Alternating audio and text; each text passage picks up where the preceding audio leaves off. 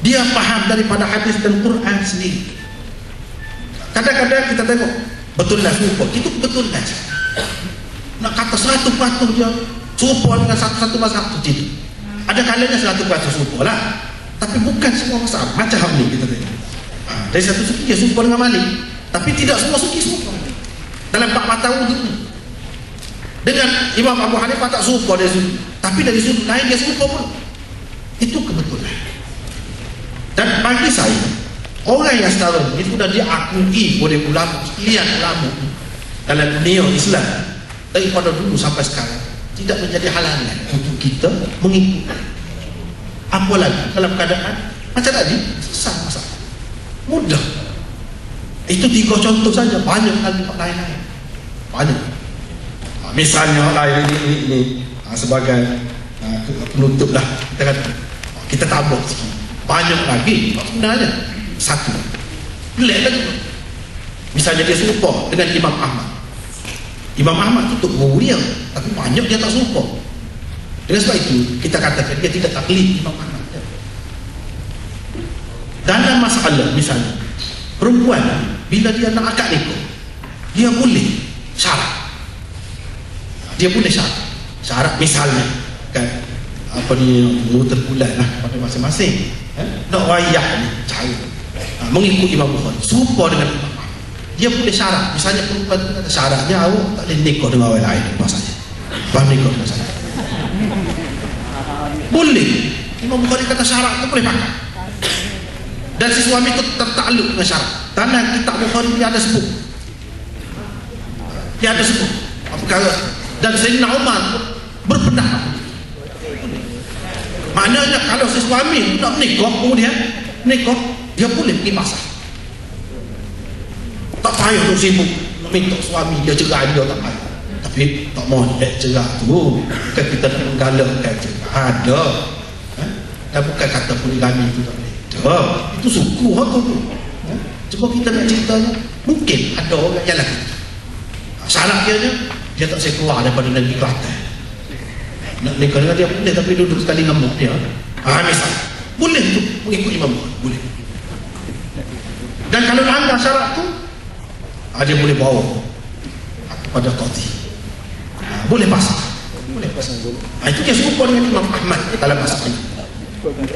Dan kalau kita nak pakai, tengok keadaan lah, pasukan kemudian pilih lah, boleh. Mana depan kita ni banyak pilihan, mana yang sesuai untuk diguna, tengok sendiri. Dan banyak lagi lain-lain. Begitu juga masalah jual beli bersyarat. Imam Bukhari boleh, kalau mengikut Syafi'i tak boleh. Imam Abu Hanifah tak boleh, tidak sah jual beli bisyarti dengan syarat. Imam Bukhari tak. Banyak mana syarat, tak apa katanya, asalkan syarat itu tidak bercanggah dengan kaedah syariat dan tidak menganiayai mana-mana pihak. Itu mengikut Bukhari. Kita nak pakai mana lah, nak pakai dia, kita tak kabar-kabar. Kita tu kata Syafi'i, kita ikut Syafi'i. Bila Syafi'inya dia pergi beli supermarket, kita ambil ranti kad,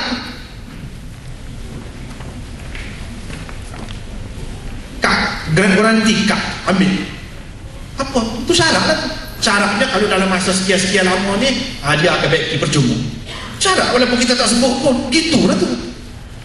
Setengah-setengah tu kalau kita beli dengan dia pergi hantar sampai rumah kita. Katil kau apa, dia pergi hantar sampai TV kau apa, dia pergi hantar. Itu masuk dalam syarat dia. Dan dia setuju. Bukan semua kedai buat lagu tu, tapi dia berlomba-lomba peniaga-peniaga. Kita nak bagi kemudahan lagi. Kita tidak rasa nyaya apa-apa. Apa salah? Dan kita pun guna tidak kemudah untuk kita. Kita tahu ke yang kita duduk buat tu kita ikut siapa? Ikut dia dah lah, tapi kita tak tahu. Itu lah. Dan banyak lagi dalam masalah cengkeran. Nak buat berapa pagi dulu sekian-sekian banyak. Mengikut Syafi'i tak boleh. Mengikut Ahmad, Bukhari boleh. Dan cengkeran itu pada kalau tak itu hangus, boleh. Sebab apa? Orang dia sudah buat pakai dia, tukar jahit kita kata, dia sudah buat, tiba-tiba tak save pun loh. Bukan sedang nak cari saiz tu orang yang sesuai dengan hal tu. Nak sabarlah kalau kita ambil pun. Tu yang kita ambil, nak sabar, cepat tengok. Itulah kalau kita perhatikan imam-imam mazahib itu betul-betul rahmat untuk kita. Tapi kalau kita faham lah, kalau kita tak faham, kita tak gitu, tak kira dah menguntungkan, tidak menguntungkan, menyusahkan, tidak menyusahkan kita tak cara dah. Masalahnya rugi siapa? Kalau saya tak hasil, tak ambil senang. Ma khuyyira Rasulullah sallallahu alaihi wasallam baina amrayn illa ikhtar aisar. Nabi sallallahu alaihi wasallam tidak diberi pilihan di antara dua perkara. Kalau boleh dia akan pilih hak lebih dulu. Dia akan pilih hak lebih.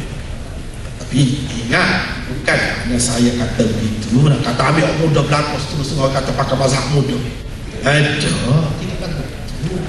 Kalau nak orang muda berlaku mazhab Hanafi itu tak ada, tak payah temak ninah, tak semua ayat gitu.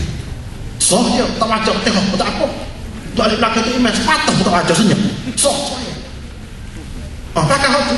Kita tak kata begitu. Semua yang kamu kita buat paling baik. Orang yang mengikut hadis ni, dia bukan maknanya ikut mudah, ikut suruh, ikut nafsu. Dalam hadis misalnya kita kata ambil ais mai. Orang ni kata cuai sikit lah mana. Ala Syafi'i kata. Orang ni kata 1/4. Orang ni kata separuh. Orang ni kata semua. Orang mengaji hadis itu dia palsu semua. Sebab itu tak boleh molek.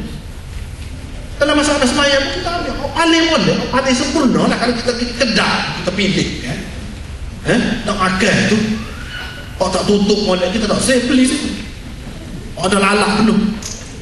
Apa sebab kita pilih. Ni pula betul juga. Bukan maknanya kita pilih nak cari orang senang, nak melepaskan diri daripada tanggungjawab agama. Tidak ada, pernah diajar oleh siapa pun. Tapi dalam perkara yang perlu, dalam keadaan yang mendesak terutamanya, apa salah kalau kita guna aliran-aliran ataupun mazhab-mazhab. Jadi rasanya sekadar itulah kalau nak kira pandangan Imam Bukhari banyak lagi lah lain dalam fiqh, dalam arti khusus ini. Dan Imam Bukhari seorang yang istimewa bukan sahaja dari segi fiqh tapi dari segi yang lain. Itu adalah kurnia Allah kepadanya. Dzalika fadlullah yu'tihi man yasha. Wa akhiru da'wana alhamdulillahi rabbil alamin. Assalamualaikum warahmatullahi wabarakatuh.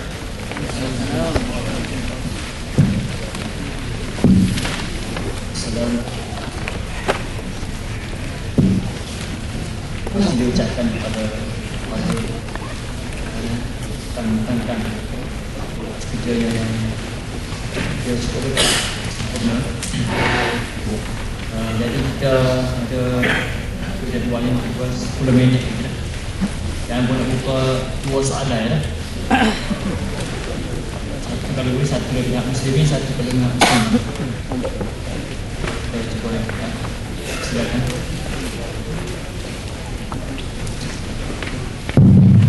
Assalamualaikum.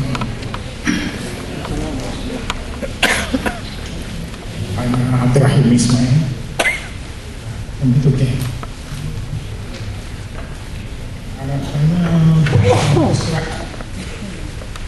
untuk surat 16 2/5 1/4.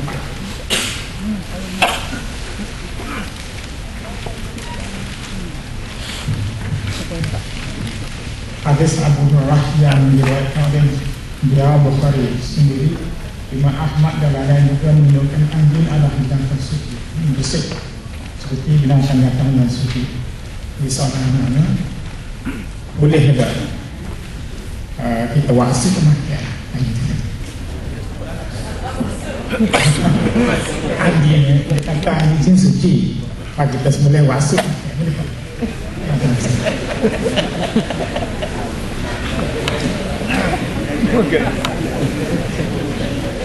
Kita buka satu lagi daripada muslimah lah kalau ada kita nak buka muslimah juga. Ada cukup ada muslimah lah.